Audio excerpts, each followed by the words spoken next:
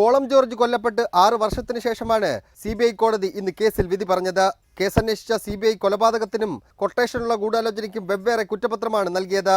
കൊലപാതക കേസിൽ ഉൾപ്പെട്ട 14 പ്രതികളിൽ 13 പേരും കുറ്റക്കാരാണെന്ന് കണ്ടെത്തിയ കോടതി 14ാം പ്രതി അനീഷിനെ വെറുതെ വിട്ടു.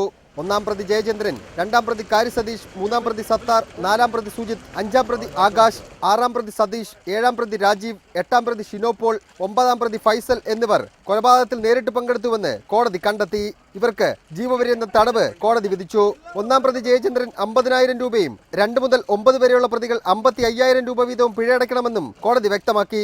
10 മുതൽ 13 വരെയുള്ള പ്രതികളായ അബി, റിയാസ്, സിദ്ദീഖ്, ഇസ്മായിൽ എന്നിവർ തെളിവ് നശിപ്പിച്ചുവെന്ന് കണ്ടെത്തിയ കോടതി 3 വർഷം കഠിന തടവും 5,000 രൂപ വീത പിഴയും ഇവർക്ക് ചുമത്തി.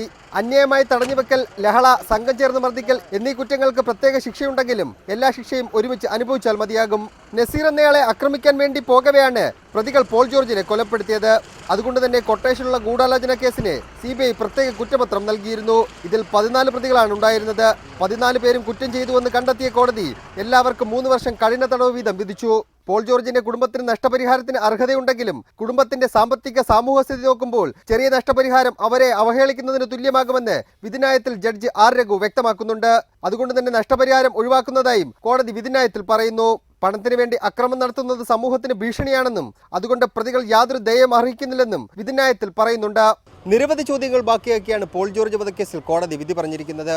പെട്ടെന്നുള്ള പ്രകോപനമാണ് കൊലപാതക കാരണമെന്ന് അന്വേഷണ സംഘം പറയുമ്പോഴും കൊലപാതകം ആസൂത്രിതമായിരുന്നു എന്ന സംശയം ഇപ്പോഴും വ്യക്തതയില്ലാതെ തുടരുന്നു.